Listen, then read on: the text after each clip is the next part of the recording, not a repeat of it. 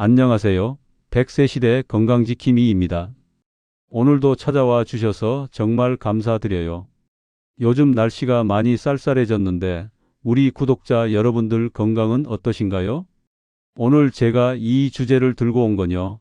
사실 얼마 전에 제 진료실에서 있었던 일 때문이에요. 올해 72살 되신 어머님 한 분이 오셨는데 들어오시는 모습을 보니까 제 마음이 너무 아프더라고요. 분명 작년까지만 해도 정정하게 걸어 다니시던 분이셨거든요.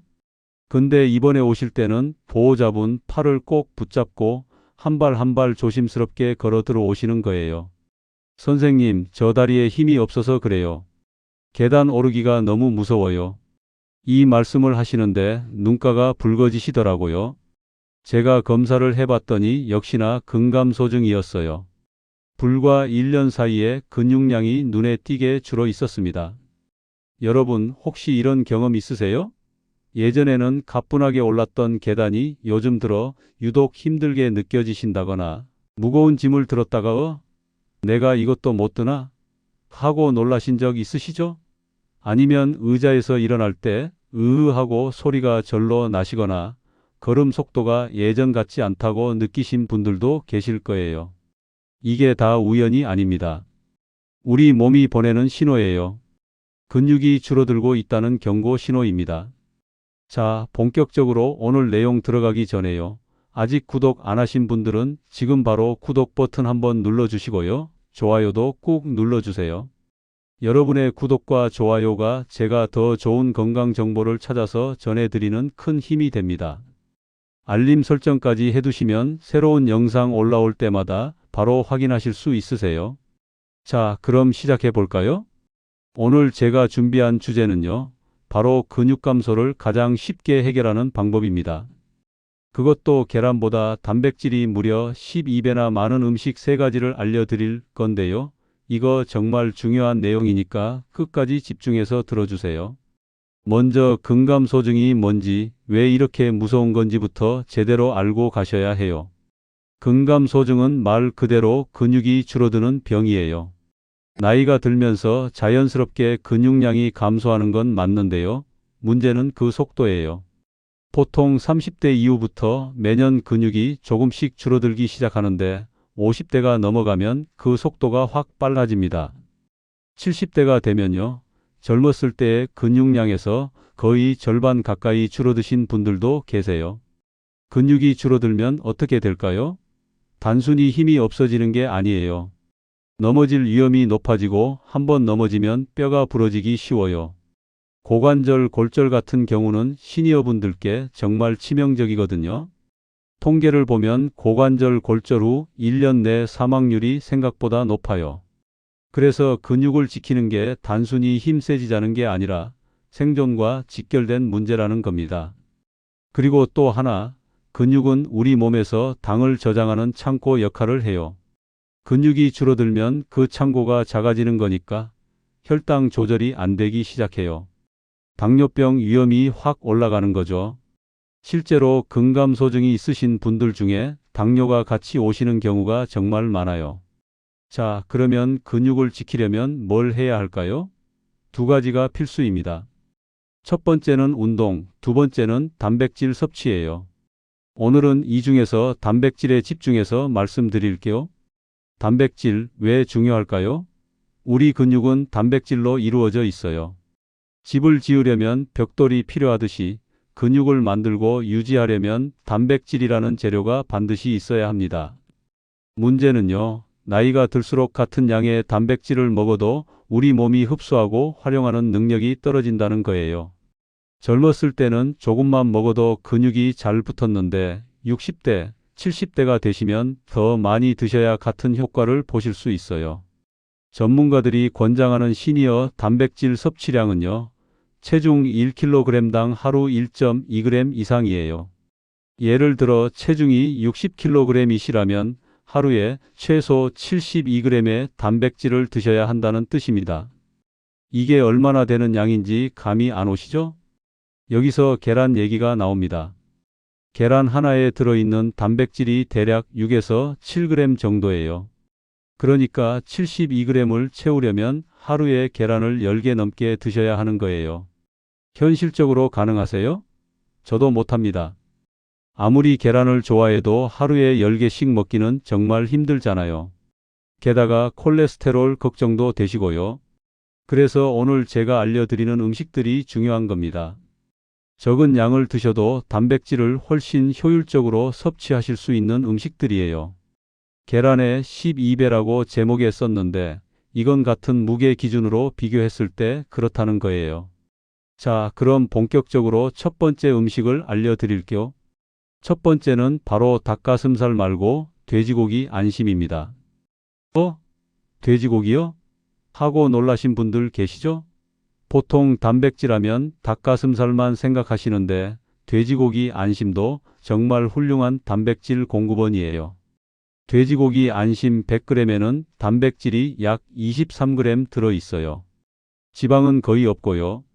닭가슴살이랑 거의 비슷한 수준인데 맛은 훨씬 부드럽고 먹기 좋으시죠? 왜 돼지고기 안심을 첫 번째로 말씀드리냐면요. 시니어분들 중에 닭가슴살이 너무 퍽퍽해서 못 드시겠다는 분들이 정말 많으세요. 억지로 드시다가 결국 포기하시는 경우도 많고요. 그런데 돼지고기 안심은 조리만 잘하시면 정말 부드러워요. 특히 수육으로 해 드시면 씹기도 편하고 소화도 잘 되세요. 조리법 하나 알려드릴게요. 돼지 안심을 통째로 물에 넣고 파랑 마늘 조금 넣어서 약한 불에 40분 정도 푹 삶아주세요. 그 다음에 불 끄고 뚜껑 덮은 채로 20분 정도 뜸을 들이시면 속까지 촉촉하게 익어요. 이렇게 만든 수육을 냉장고에 넣어 두셨다가 필요할 때마다 얇게 썰어서 드시면 돼요. 쌈장 찍어 드셔도 맛있고 겨자 소스에 찍어 드셔도 별미예요. 중요한 건 매 끼니마다 드시는 거예요. 아침에 2~3점, 점심에 2~3점, 저녁에 2~3점. 이렇게 나눠서 드시면 우리 몸이 단백질을 훨씬 효율적으로 흡수할 수 있어요. 한꺼번에 많이 드시는 것보다 조금씩 자주 드시는 게 근육 만드는 데는 더 좋습니다. 제가 진료실에서 만난 환자분 중에 이 방법으로 정말 좋아지신 분이 계세요. 74살 남자 어르신인데 처음 오셨을 때 근력이 많이 떨어져 계셨어요. 지팡이 없이는 걷기가 힘드셨거든요. 제가 운동도 운동이지만 일단 단백질부터 제대로 챙겨 드시라고 말씀드렸어요. 그래서 이 돼지 안심 수육을 몇 끼 꼭 드시게 했습니다. 석 달 후에 다시 오셨는데 얼굴빛부터 달라지셨더라고요. 악력 검사를 해봤더니 수치가 확실히 올라가 있었어요. 지팡이도 이제 가끔만 쓰신대요. 물론 운동도 병행하셨지만 단백질 섭취가 기본이 되었기 때문에 운동 효과도 더 잘 나타난 거예요. 자, 이제 두 번째 음식으로 넘어갈게요. 두 번째 음식은요, 아마 많은 분들이 예상하셨을 수도 있어요. 바로 멸치입니다.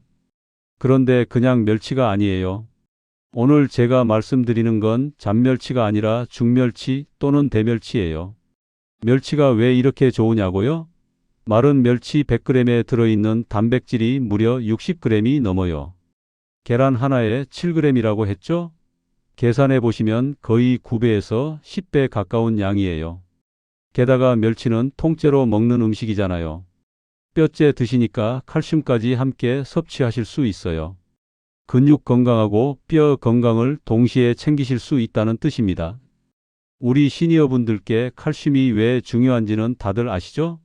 골다공증 예방에 필수잖아요. 근데 칼슘만 드시면 안 돼요. 근육이 튼튼해야 뼈도 튼튼하게 유지됩니다. 왜냐하면 근육이 뼈에 붙어서 자극을 주거든요. 그 자극이 있어야 뼈가 밀도를 유지해요. 그래서 단백질과 칼슘을 같이 드시는 게 정말 중요한데 멸치는 이 두 가지를 한 번에 해결해주는 고마운 음식이에요. 그런데요, 여기서 중요한 게 있어요. 멸치를 어떻게 드시느냐예요. 많은 분들이 멸치볶음 해 드시잖아요.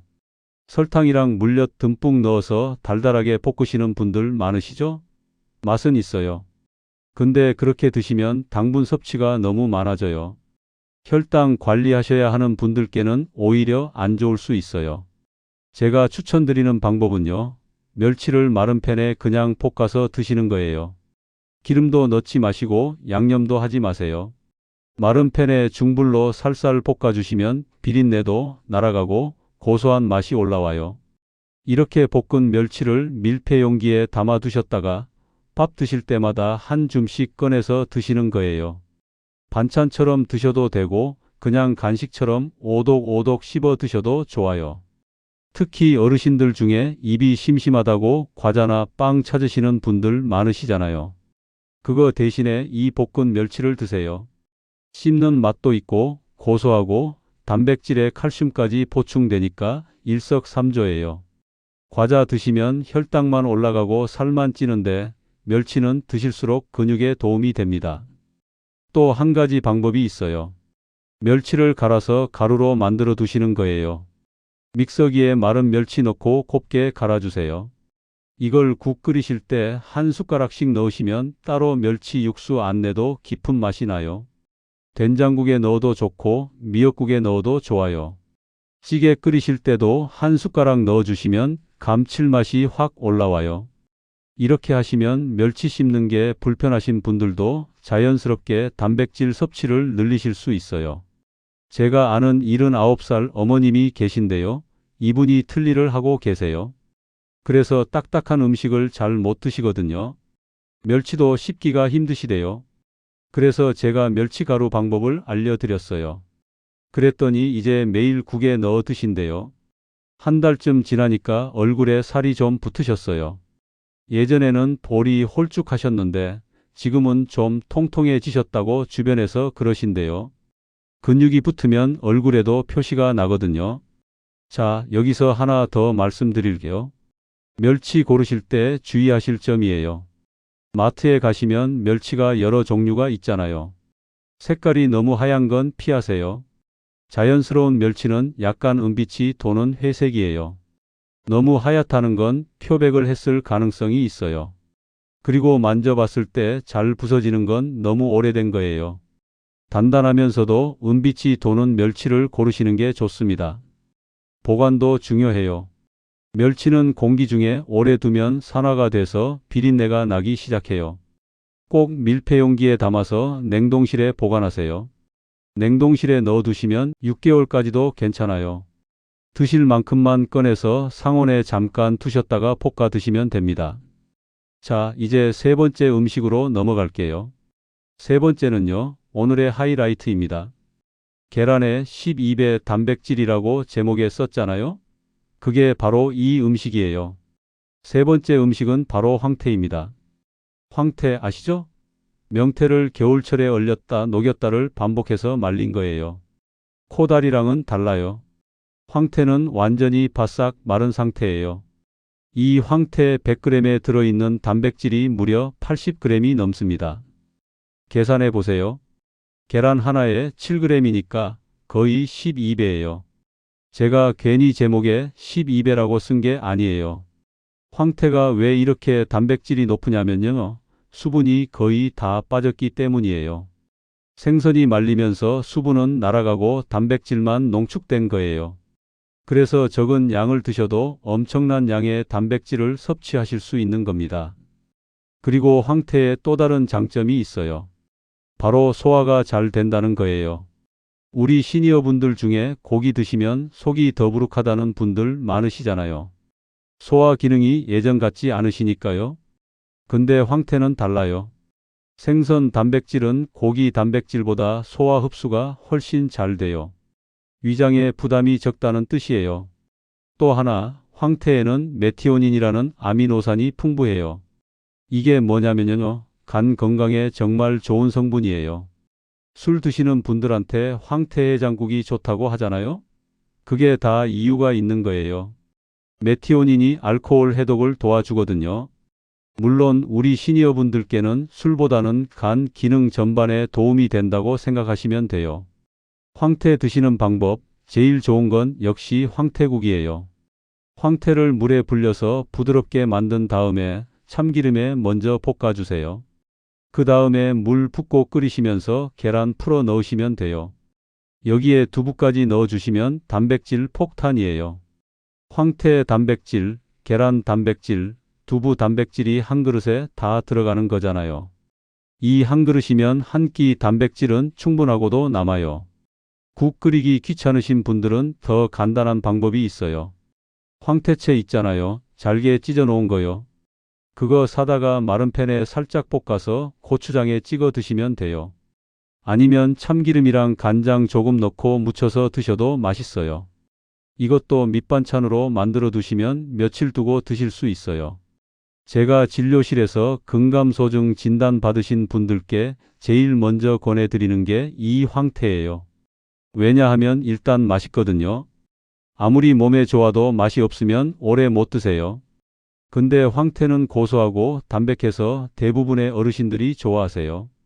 그리고 소화도 잘 되니까 꾸준히 드시기에 부담이 없어요. 실제로 황태 꾸준히 드신 환자분들 중에 혈액 검사에서 알부민 수치가 올라가신 분들이 많아요. 알부민이 뭐냐면요. 혈액 속에 있는 단백질이에요. 이 수치가 낮으면 영양 상태가 안 좋다는 뜻이고 근육도 잘 안 만들어져요. 황태를 꾸준히 드시면 이 알부민 수치가 올라가면서 전반적인 영양 상태가 좋아지는 걸 확인할 수 있어요. 여기서 한 가지 팁을 더 드릴게요.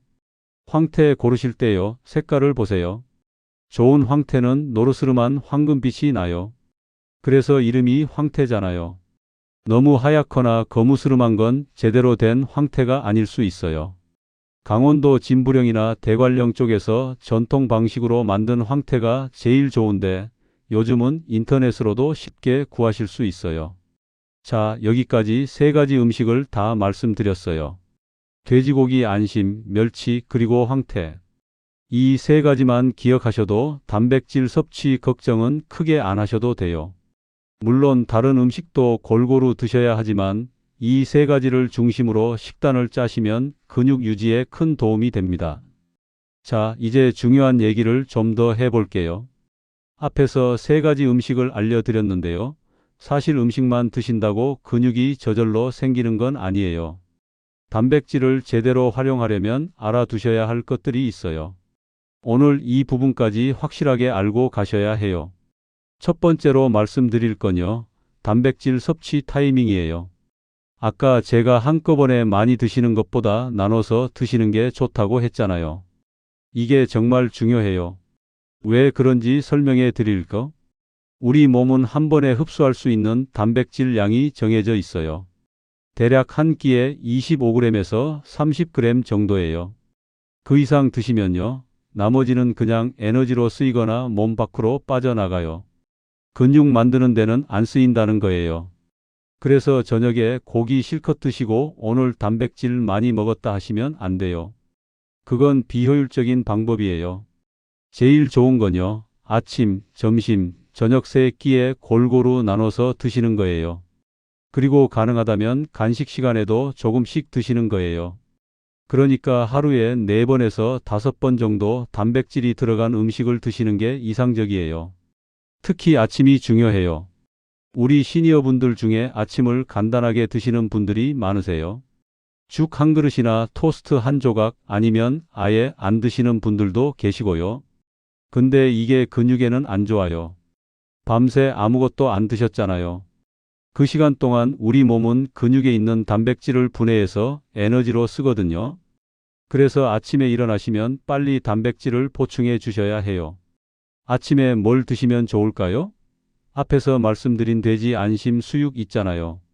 그거 냉장고에서 꺼내서 2~3점 드시면 돼요. 아니면 계란 2개 삶아서 드셔도 좋고요. 두부 반모를 데쳐서 간장에 찍어 드셔도 돼요. 복잡하게 생각하실 필요 없어요.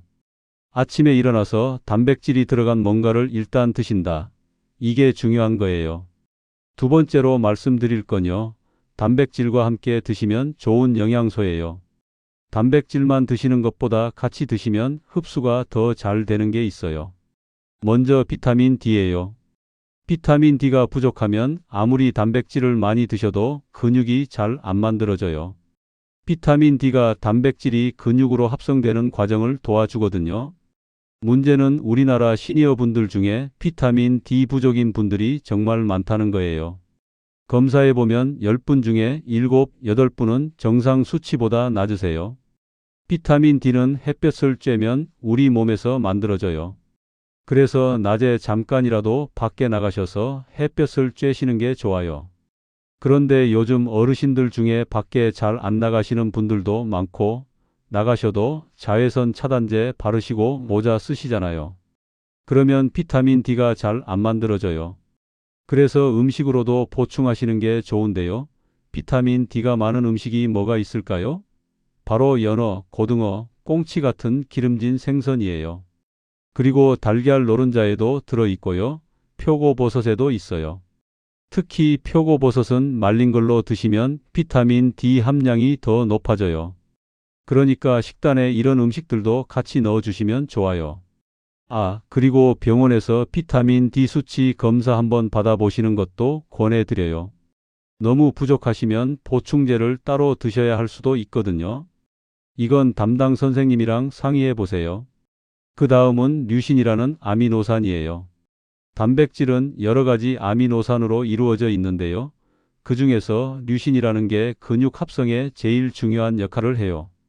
류신이 일정량 이상 들어와야 우리 몸에서 지금 근육 만들어야겠구나 하고 신호가 가거든요. 류신이 많이 들어있는 음식이 뭐냐면요. 바로 제가 오늘 말씀드린 것들이에요. 돼지고기, 닭고기 같은 육류에 많고요. 생선에도 많아요. 유제품, 특히 치즈에도 많이 들어있어요. 콩이나 두부에도 있긴 한데 육류나 생선보다는 적어요.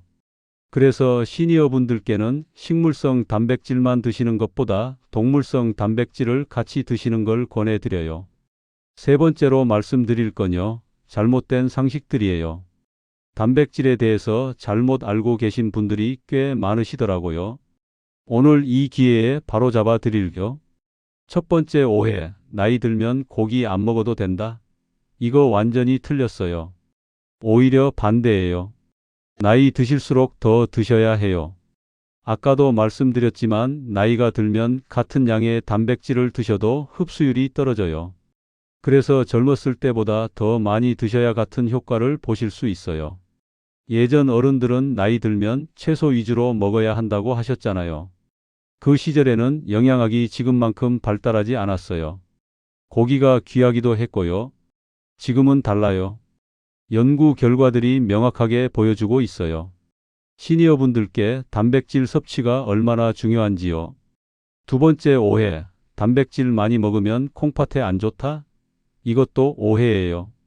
건강한 분이라면 권장량 정도의 단백질을 드시는 건 콩팥에 전혀 문제가 안 돼요.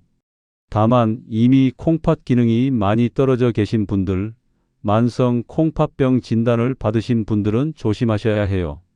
이런 분들은 담당 선생님과 상의해서 적절한 섭취량을 정하셔야 해요.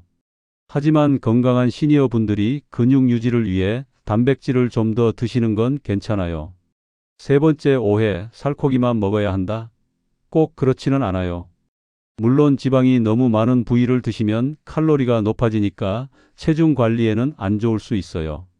하지만 적당한 지방은 오히려 필요해요. 지방이 있어야 지용성 비타민 흡수가 잘 되거든요. 비타민 D도 지용성이에요. 그래서 너무 기름기 없는 것만 고집하시지 말고 적당히 지방이 있는 부위도 드셔도 돼요. 네 번째 오해, 단백질 보충제를 먹어야 한다? 이건 경우에 따라 달라요. 음식으로 충분히 단백질을 드실 수 있으시면 굳이 보충제까지 드실 필요는 없어요. 자연식품이 항상 더 좋아요. 하지만 입맛이 없으셔서 음식을 잘 못 드시거나 소화 기능이 많이 떨어지신 분들은 보충제가 도움이 될 수 있어요. 이것도 전문가와 상의하시는 게 좋습니다. 자, 이제 운동 얘기를 안 할 수가 없어요. 아무리 단백질을 잘 드셔도 운동 없이는 근육이 안 만들어져요. 단백질은 재료일 뿐이에요. 그 재료로 근육을 만들려면 근육에 자극을 줘야 해요. 그게 바로 운동이에요. 시니어분들께 제일 좋은 운동이 뭐냐고요? 저항성 운동이에요. 쉽게 말해서 근력 운동이에요. 무거운 걸 들거나 밀거나 당기는 운동이요. 헬스장 가서 기구 운동하시는 게 제일 좋은데 헬스장이 부담스러우시면 집에서도 할 수 있어요. 제일 간단한 건 스쿼트예요. 의자에서 일어났다 앉았다 하는 거예요. 이것만 해도 허벅지 근육이 단련돼요. 허벅지 근육이 우리 몸에서 제일 큰 근육이에요. 여기가 튼튼해야 걷기도 편하고 계단도 잘 오르실 수 있어요. 처음에는 10번씩 3세트만 해보세요. 너무 쉬우시면 천천히 횟수를 늘리시고요. 중요한 건 매일 꾸준히 하시는 거예요. 하루 이틀 하고 안 하시면 소용없어요. 일주일에 최소 3번은 하셔야 효과가 있어요. 그리고 운동하신 후에 30분 이내에 단백질을 드시는 게 좋아요.